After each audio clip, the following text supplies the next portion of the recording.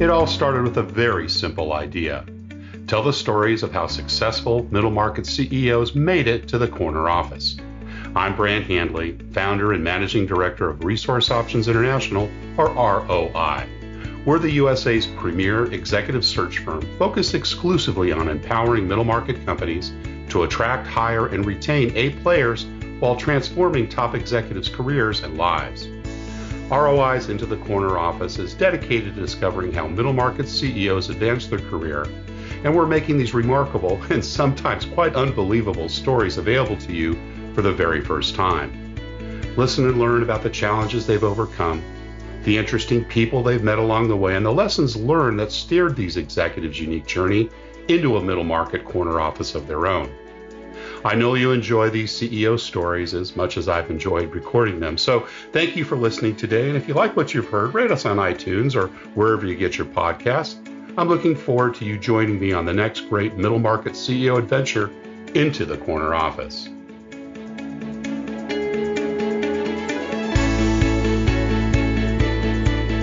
Today, my guest is Fee Stubblefield, CEO, founder, and president of The Springs Living, with its home office in McMinnville, Oregon.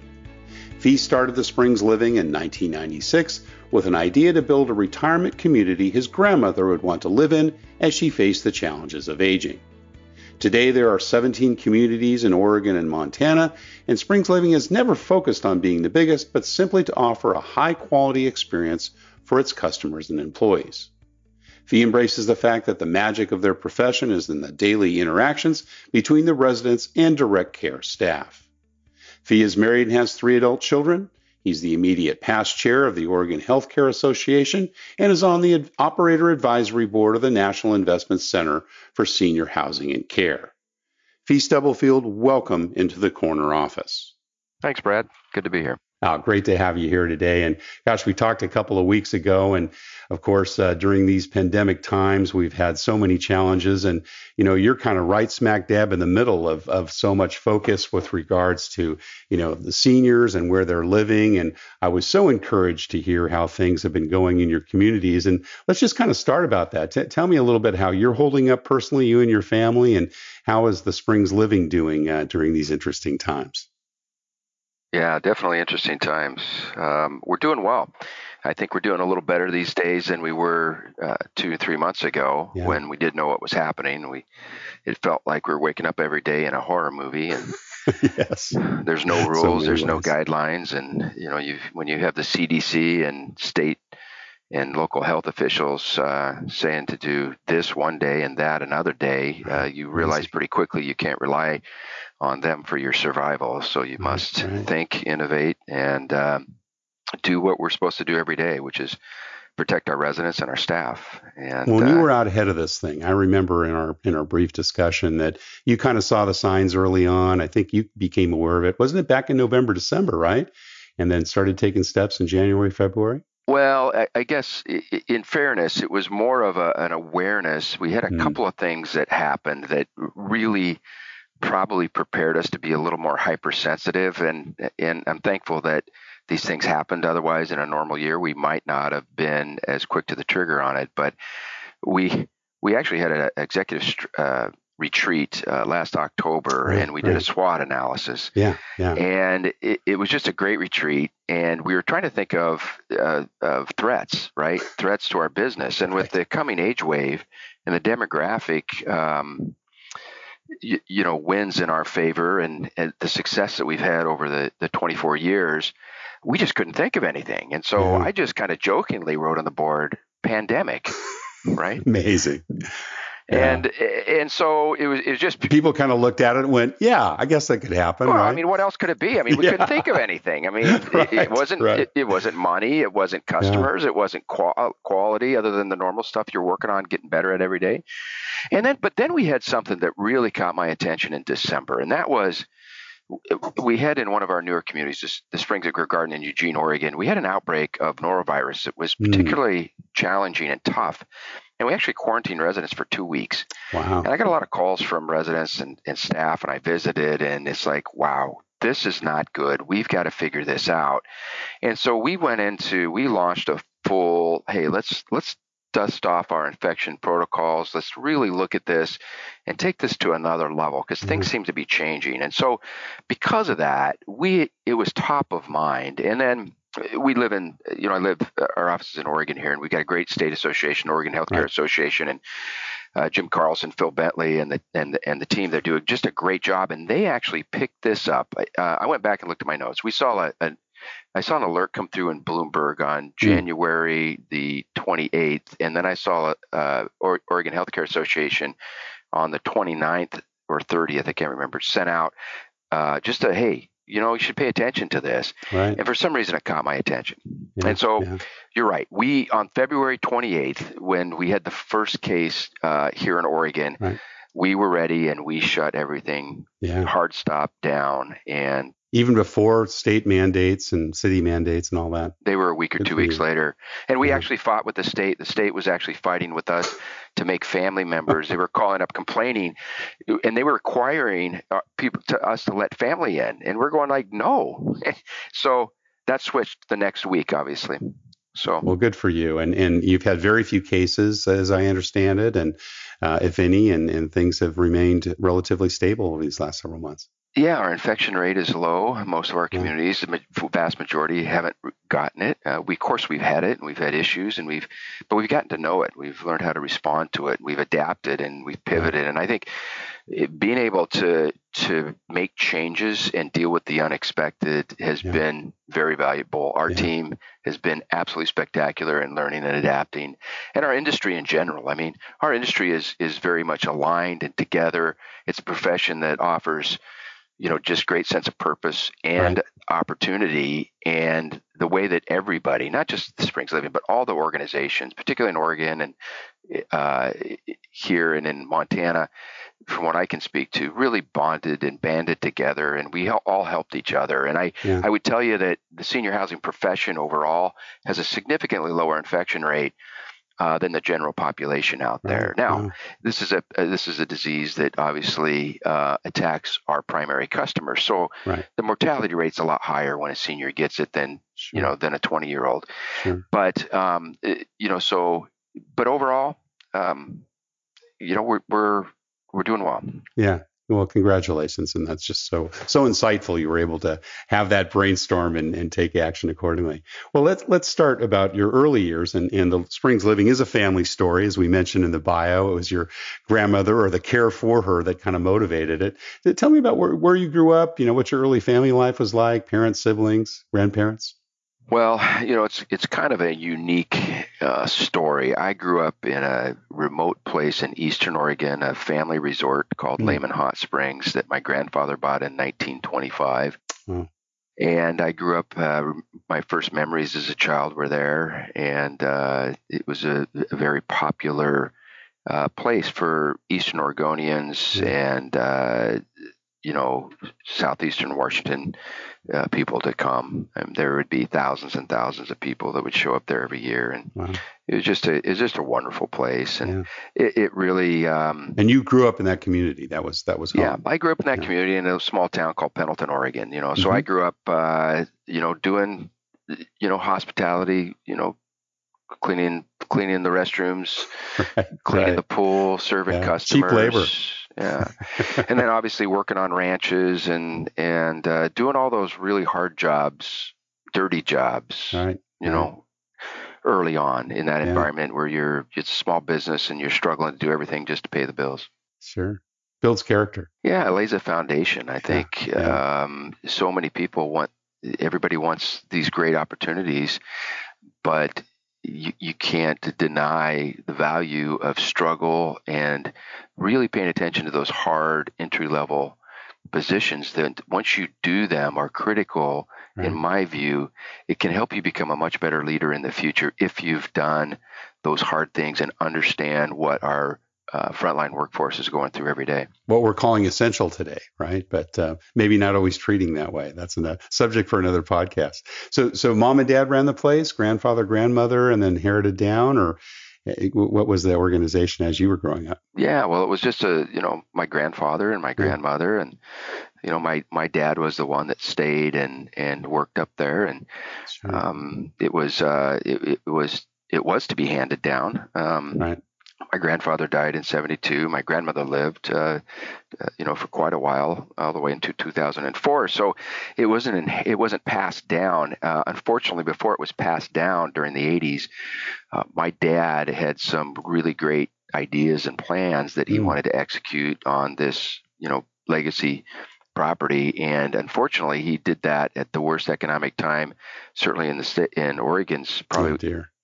Yeah, in the 80s in Oregon was awful. It was a great recession of Oregon and the S&L crisis. And I'll never forget, I was actually working construction on one of the buildings, the new lodge building that was being built. And my dad drove up after a meeting with the bankers, and I knew something was wrong. And that was it. I mean, the bank pulled the loan. My dad ended up, the lender ended up foreclosing.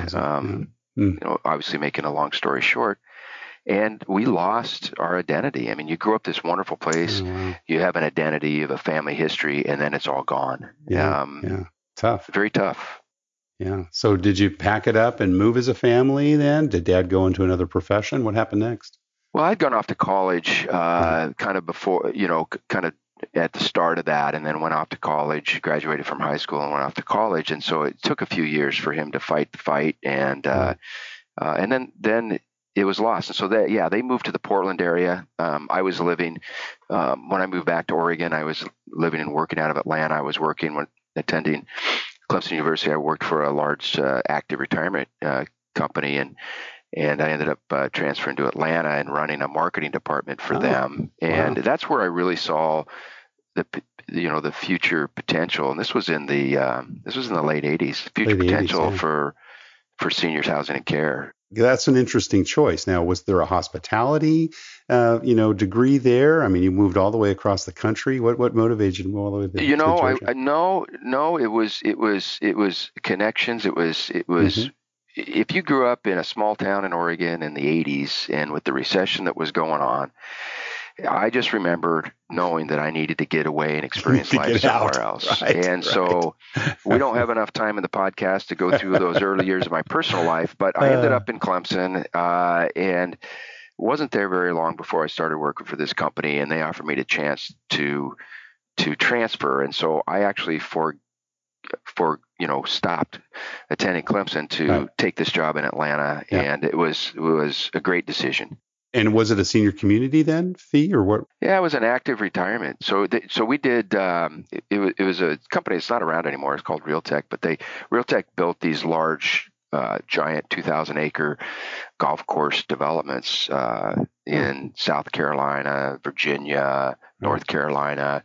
And my job, my early job was, believe it or not, because there weren't very many jobs back then, but it was a good paying job trying to put food on the table. It was in telemarketing. So our job was to call up over the phone and convince people to come down and visit this community, where they would come down and there was a whole sales department, and then they would sell them the real estate. And so I had no idea what telemarketing was or what any of this was. They were paying well. And so I went and I loved it. And it's so funny how that first job, which I got promoted several times there, and I love that organization. How much I learned that communication, and actually over the phone, that first job would lead me to a lot of future opportunities, because I learned how over the phone you could communicate and develop a relationship and, make progress. Right. It was a very good. We ran a national. Was it all cold calling fee? No, it wasn't. It was actually an extremely sophisticated national marketing program. We had warm lead development. Yeah, it was warm. It was warm leads. They had all kinds of programs through DC and through Washington DC to Chicago, Detroit, where they would bring people that wanted to retire in the South. And it's a great experience. I learned a lot. Worked my way up to be the marketing director in that company. Wow. And then the pool of Oregon and the 7 generations before me that have been here, I thought I'd come back and build homes. And so I started my own home building company and left senior housing behind. I didn't know if I'd be back to it. Well, before we leave that, though, I got a couple of questions. So that's obviously when you first started managing people, right? Was that in the sales position or more when you moved into the marketing area? Well, I think like in a lot of companies, people start off, and if they do good in a job, an entry level job, they get an opportunity for management. That's what happened to me. I became a supervisor. Yeah. And I got to manage, shifts basically, and be responsible for group output. And I loved it. I was able to, design some new methods for us to increase our production. That's great. And to communicate. Were you managing mostly younger kids like yourself that were just out of college? Was it people of all ages? Yeah, it was people with all ages. Yeah. But it was interesting, because I was going to college, and I never forget my manager, Ethel. She did a lot for me, and I appreciate her very much. But I got promoted to be kind of the number 2 in that department. And then the vice president of marketing, this is really interesting, needed some projects done. And so he came to my manager and asked for somebody that she felt would fit that role. Right. And I never forget this because back then the only computer in the company was a compact the size of a suitcase. And we had a whole fulfillment operation, telemarketing. It was all part of the sales process. But anyway, Dan Penn, great mentor of mine. I took the job and did several projects, and then they were having trouble with the production, and I ended up getting promoted over my former supervisor, and that was hard. That was hard. Those are the hard decisions as you evolve, because in the end I had to end up letting her go, and that was kind of. And you manage that person. Yeah, and those are hard things. Not everybody's cut out to make those hard decisions, but you have to make them. Right. Because if you don't, it could be worse. As Andy Grove said, it could be worse later. Yeah, that's right. Right. Now, how long were you with that operation? Oh gosh, I was there for a couple of years at Realtek before I decided before they relocated us to Atlanta, and I consolidated all the marketing for the company, and we ended up with a fulfillment operation of about 60 people in Atlanta. And I ran that department, and it was just a great experience. And it really gave me a foundation for it was a family-owned company, so that helped me a lot. That gave me a perspective into the good and the bad of family-owned companies. Sure. And they gave me a lot of responsibility, and for that I'm forever grateful. Yeah, awesome. What were some of those leadership lessons that you've learned, in terms of particularly managing people where, the age difference may be great, or as you said, you had to be, promoted over someone that you had reported to in the past. If you had to kind of, distill some of those things, what would that be for you? Well, there's a lot of them, but I would say number one is people are people, and you have to work as a team, even though somebody's the manager, which is, very different between a manager and a leader. But even though you're the manager, you can't get anywhere without everybody. So you have to find a way to come together and figure out how to get there together. Yep. And what I found is the age really didn't matter. I mean, I was in my early 20s, and none of the people that I worked with had a problem with it, because what we were doing was effective, and we were able to talk through and get clarity. But I learned very on is if everybody has clarity and vision on why you're doing it, right, and they know that the leadership and the management cares about them. So I think the way you treat people was, I learned very early on right there the difference between positional power and leadership. Respect. Yeah, leadership. Right. A leader doesn't use their position to make things happen. A leader, is able to coalesce around a vision and bring those resources and people together to make it happen. And I learned that early on. Yeah. But the other lesson I learned is that you have to be willing to make some hard decisions, controversial decisions. And I learned that not everybody can see those decisions. Right. And you must be willing to go against the tide and do the right thing. Stay the course. Call it like you see it. Yeah. Awesome. So Siren's Call. Oregon came back at you. You left, and you said you wanted to go in the building business. So was that right. kind of, that's where you left off, right? Or you began to do that before you went to school, correct? Correct. Yeah. Came back, started a small home building company, and failed like crazy. And what years are we? Are we early 90s now? We're early 90s. Yeah, we're late. 90s, yeah. Finishing up the late 80s. I think 89. Right. I came back 89. So I took a job had to take a job with luckily, I found a job with a local multifamily developer called the Robert Randall Company, very prolific multifamily developer here in the Pacific Northwest.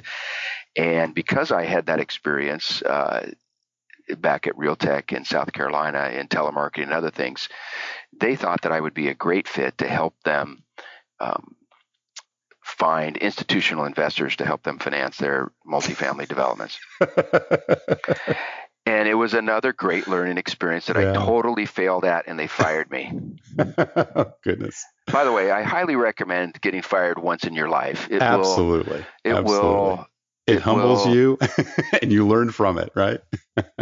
It just, it helps you find your way. That's right. And there are people out there that are able to be very successful without that. Unfortunately, I was not one of them. All right. So what was next? Well, things kind of snowball from there, right? Yeah. And I guess for us and for me at the Springs Living, everything I do is kind of connected to story and place. And I think I think this goes for, personal lives as well as our corporate or our organizational lives, is one thing leads to another, right? Chapters are sequential.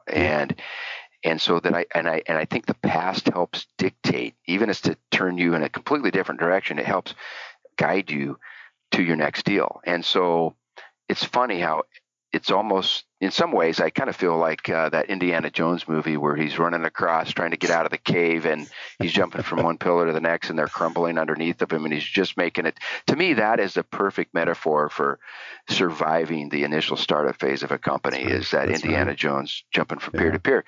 But I got hired by a large commercial real estate group called, at the time, Grubb & Ellis, who hired me to because Robert Randall Company was a multifamily developer. They hired me to work in their investment property division, and that was an amazing experience, and I thrived.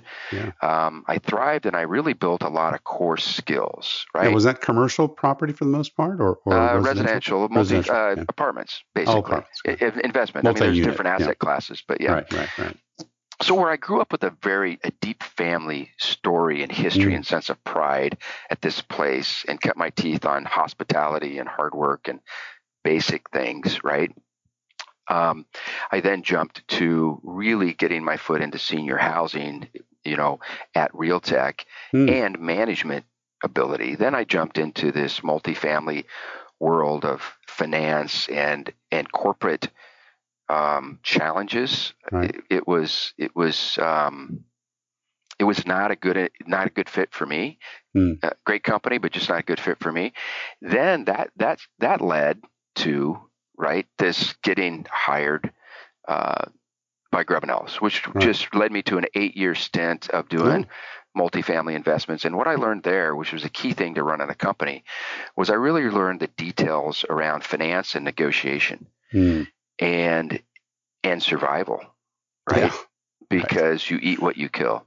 Yeah, that's right. It's just the way that it is. There's no big salaries. There was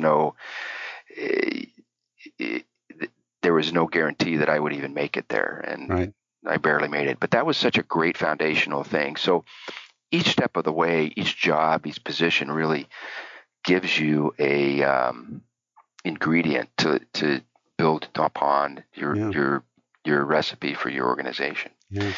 But I knew that the problem with that job was I put my heart and soul into each of these transactions, and then I'd make the transaction happen, and then I had to go find another transaction.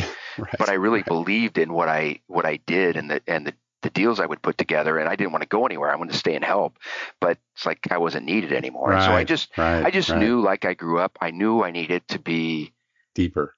I wanted to build something that just, I wanted to own. I just always knew I wanted to own my own organization. Right. I mean, I just knew that. Wasn't sure what that was. Yeah.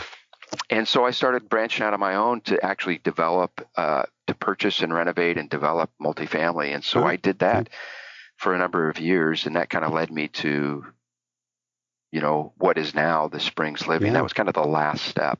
Well, grandmother inspired, as I understand. Now, was this the same grandmother that was part of the family business back in Eastern Oregon? Lillian Stubblefield, my grandmother. I grew up and was this amazing paternal grandmother, I presume, right? Was your dad's mother? Yeah. So all along, I mean, there's multiple stories going on at the same time. She's always my rock that's there for me during all these hard struggles and all these different life challenges. And she's the one thing that you can always go back to. And when it became obvious that she couldn't stay in her own home, and she used to make me promise, and I was around her a lot more than a lot of the other grandkids, and so I did her lawn, and I would always do her errands and things for her, and she made me promise, don't put me in an old folks home.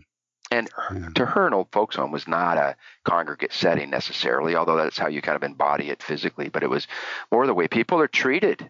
Oh, there were horror stories in the 50s and 60s. Come on. I mean, goodness, it was funny. I was reading my friend of mine a front page of the New York Times for her birthday over the last several years. And we were reading one of them back in the mid 60s about these horror stories with the senior retirement homes and how they on the East Coast and how they had to refurbish them or rename them. I mean, it was horrible, terrible. I remember visiting a relative in a nursing home. It was one of my clear memories with my grandmother, and we were visiting the relative. It wasn't a good situation. We're walking out. She looks in this room.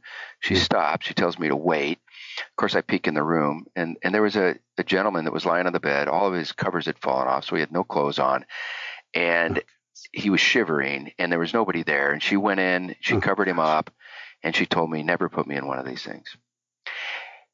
Yeah. And there were good people there that were doing their best. And it's incumbent on us, every generation, to try to make it better and to evolve things. And I think, but she was definitely a key influencer. And so for me, Brad, all this came together when she had a heart attack, and how can I fulfill that promise? Of course. Yeah. She couldn't live on her own. And of course, Oregon was definitely one of the early movers and innovators in long-term care, senior housing. We just have a ton of great providers, great people here. And so that was happening, which I was aware of going on. Meanwhile, I was also building, I knew how to build and acquire land development, do the whole piece. And so it all coalesced into, let's just build one of these. Right. Let's just build a building is all I was trying to do, is build a building. I had no idea it would turn into a company. You want a place for grandma. And actually, more importantly. Yeah. And did she move in? Was she one of the first residents? She wasn't one of the first, but she did move in. Both my grandmothers ended up living and passing away. And so, and I think that's the thing that differentiates the Springs amongst, it really differentiates the Springs, is the fact that we still today, everybody in this organization looks at each of our residents like their family, because that's how this company started, and it's in our DNA. And every decision we make is about one thing, right? What's the right thing to do for quality for that relationship, quality for the work that we're supposed to provide, and the quality of everybody that's here, the resident, the family, and also the people we work with. Awesome. And today, how many facilities, how many, what do you call them? Residents, I guess, inside the living?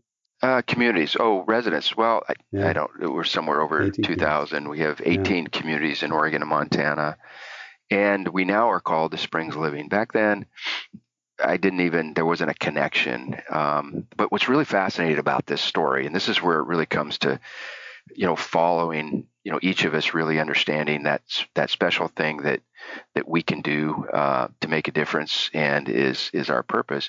What really happened is, we started off, I built a community and then another community, and we used to be called Willow Creek Management. Like, that was the creek that ran behind our office building, right? So it's like we didn't even know what to name it because I didn't think this was going to be a real business. We're just going to do a couple, take care of my grandmothers, and that was it. But in the end, what I realized, what in the end happened here is that all these disparate pieces came back together when in the Great Recession of 2008, 2009, at an auction, I was able to buy back the original hot springs. Wow. And with that, the vision emerged for the Springs Living, and the fact that original place where I grew up.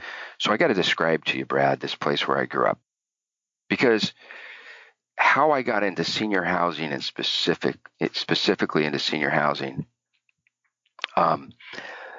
was really an accident. I went to a conference. It was a multifamily conference, and they were doing a session on senior housing, but it was before the conference. It was before there was, now there's multiple massive conferences just focused on senior housing and care and long-term care. But back then there wasn't. And so they had this one little... It was a breakout group, a senior living breakout group, right? Yeah. Yeah, it was a breakout group if you want to learn more about it, because I had this idea. I wanted to build one. So anyway, the guy that ran the thing back then, afterwards we were at dinner, and we went to dinner, and we were just talking about life and where things are. And he said, well, tell me, where'd you grow up? Well, I said, well, I grew up in a pretty cool place in Eastern Oregon. He goes, tell me about it. I said, well, it's this cool place. There's like 50 hot springs, that artesian hot springs that come out of the ground, and they form this hot river, and it runs into this 9,000 square feet of pools. And it's just this amazing place. And then around it, my grandfather built a lodge out of timber off the place, and then he built cabins, and then he built a large dance hall, a large dormitory. They sold some lots off, and so what they did is around this place, because it's a really remote place, nobody would go there. Nobody would go to this place unless there was this special place. And I kind of feel that's a metaphor for senior housing, but I'll get back to that in a minute. So anyway, I tell him about this place, and he stops and he goes, you just described the perfect metaphor for senior housing. And I said, what are you talking about? And at the time, the industry was really focused on just building standalone assisted living buildings. He goes, well, in my opinion, this guy was a visionary. In my opinion, it takes so much, and the staff is your core asset there, and the care and the compassion they bring, that once you get a good group of people around that, you need to have multiple ways of taking care of people. Some need independent, some need assisted, some need memory care, and then you can go on from there. And so what I realized was this place where I'd grown up, where this water, this very pure water that boils out of the ground and warms people, was a great metaphor for senior housing, because just like my grandfather built a lodge and an A-frame, cabins, different things that people could come and enjoy, the metaphor in our business is the staff. They're that hot spring. They're that water that warms.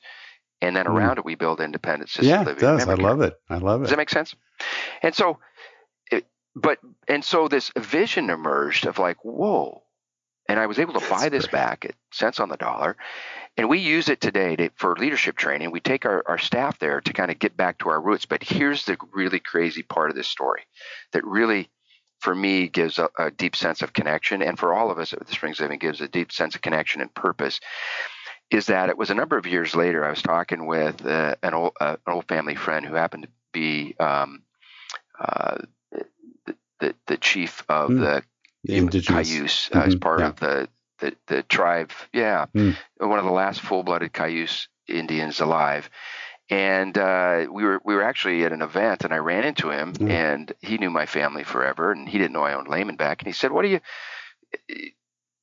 I said, "Hey, Jesse, do you know who the Native Americans were that were at Lehman?" And he goes, "Well, that was us. It was a Cayuse." Because my grandmother used to tell me about stories of they would come up, they would pitch their teepees, and they would be there for weeks, and they would go into the woods. And there was supposedly a lost Native American gold mine, right? And so I thought I'd have some fun with him. And so I said, well, if that was you guys, then can you give, I just bought Lehman back, and can you give me the GPS coordinates for the lost gold mine? And he kind of looked at me strange, and he goes, what are you talking about?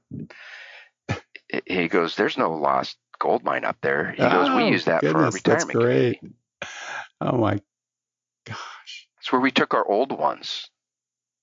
And actually we have on our YouTube channel, you can see him tell that story on our YouTube channel. It's pretty fascinating. But well, that was the goal to their community, wasn't it, Fee?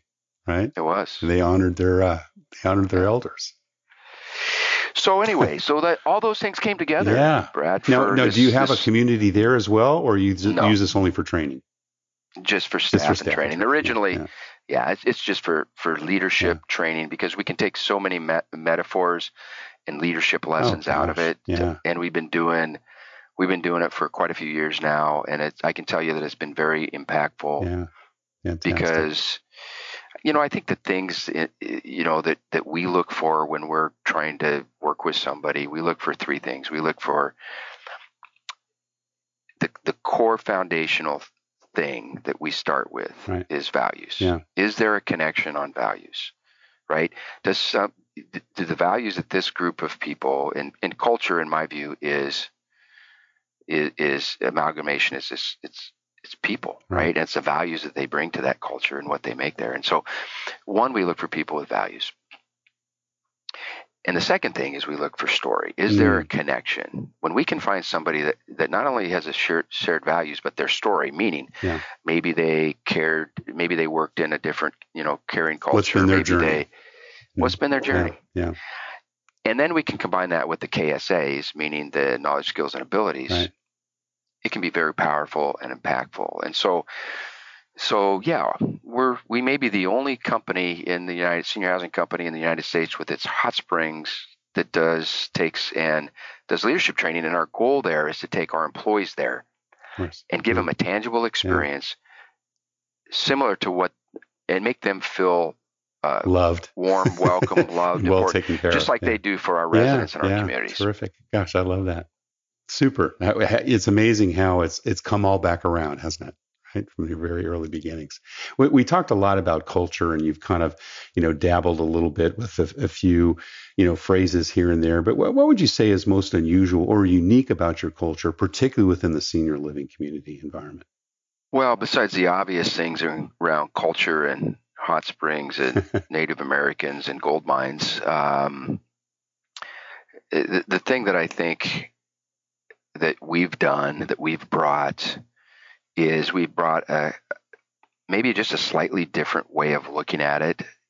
We spend a lot of time trying to distill who the people are that should be caring for our residents. And then once we bring them on and we've checked the boxes on that a distillation process, we actually there's a whole story around that we'll talk about maybe. But once we find that person, we empower them to do one thing. All we want them to do is one thing, and that's do the right thing for the residents, for the staff, for their employees. Yeah. And that right thing is quality, right? Quality and start number one, we're a people business. Quality, number one thing in quality is relationships. Right. You can't be good as an organization. No, you can be the very best at cutting carrots or, polishing cars or making widgets or whatever you do. But if you don't have any relational ability, nobody really cares. Right. So that in our business, the relational ability is the number one ingredient. Yeah. But then we also want quality in our work. We want to execute on our culinary. We want to execute obviously on our health services and all those other components of our business. But we lead with relationships. Right. We make sure our work is there. And then I think we care very deeply about the individual person. And we all say that. But I think what I hear most from people is that they can feel it. Yeah. That they're, and you can't say things like, oh, we're genuine. You just can't say stuff like that, right? You can't. it just, you don't say stuff like that. But what we hear other people saying is that they find a genuine environment, not perfection. We don't get labeled with the word perfect. In fact, I was looking at some of your questions here, Brad, that you threw up here, and one of them was, what did your report card say, or what did your teacher say about you in school? And I actually found some of those cards from like grade school, and I was looking at them, and a bunch of them, several different ones from several different ones said, if he'd only apply himself, right? He could do so much more. So that's we true don't of many entrepreneurs, because typically that's in a subject you could have cared less about. Yeah. Right. True. True. So anyway, I would say that that we lead with relationships, and we strive every day to be higher quality on our work and execution. Right. And we work every day to drive benefits and to make the rising tide has to lift all the boats. Yep. And so our frontline workers, our biggest focus over the last several years has really been how do we continue to drive the resources and the quality and really the opportunity, to our frontline workers. Right. They're not going to be sad if we just give them. I mean, if we pay everybody $1 billion and do that, it's not going to get people where they want to go. It's really giving them the tools and the opportunity for them to advance. Matter of fact, we just promoted August 1st, Brenda Conley to Chief Operating Officer. Brenda has worked with us for 10 years, started as an executive director, but this kid, I call her a kid, Brenda, fascinating, brilliant. She just finished her master's in healthcare analytics from Duke University. She's a nurse. She ran our quality for years, but she started out as a water girl in a nursing home. Wow. And she was one of those frontline caregivers. Yeah, she knows what it's like. That's worked her way up and is now the Chief Operating Officer. She's got the empathy. Right. And so we want people to see that they can do that, that there's one, they have hope and they have direction, and the rising tide can lift all the boats. Not only can we show up every day and take care of these amazing people we get to care for in quiet, lonely moments that nobody sees, that these lives are touched when nobody's around in the middle of the night, but they can also take care of their families too, have the opportunity to advance themselves and take care of their families. And that's our biggest, greatest purpose in all this is really, we do a great job taking care of people, and every day, every year, we want to be a little bit better at taking care of our employees. You have a fascinating story, and we could probably talk for another 40 minutes, but we're just about out of time, Fee. But we do ask all of our guests to, kind of just describe what kind of career and life advice you give to someone that maybe has their eyes on the corner office, or like you, want to become an entrepreneur, follow their passion, maybe make the circles round in their career. Well, what would you tell them in terms of, maybe someone's 10, 15 years behind you in age and experience? Oh, wow. Deep, great question. And there's no way to boil that into soundbite other than this is, Emerson had this great, in one of Emerson's essays, he talks about, don't ignore that gleam of light that flashes in front of your eye, right? That listen to yourself, right? Yeah. Don't do things just because people tell you that's the right way to do things. Think differently, challenge things, follow your own unique story. Don't just fall in line, lockstep, and find a problem and fix it. I mean, that's all I've done. Yeah. I didn't know senior housing was even a thing. I just saw a problem, and I happened to have the tools to fix it. I didn't pick it. It picked me. A great way to sum it up. Well, Fee Stubblefield, founder, president, and CEO of The Springs Living, thank you so much for sharing your journey into the corner office. Thanks, Brad. Thank you for listening to Into the Corner Office with Brant Hanley. We hope you enjoyed hearing our guest CEO story as much as we did. If you want to hear more CEOs reveal their journey into the corner office, please subscribe via iTunes and tell your friends and colleagues. For more information about Brant, Resource Options International, and the mighty middle market, visit www.goforroi.com. We look forward to having you join us for our next episode.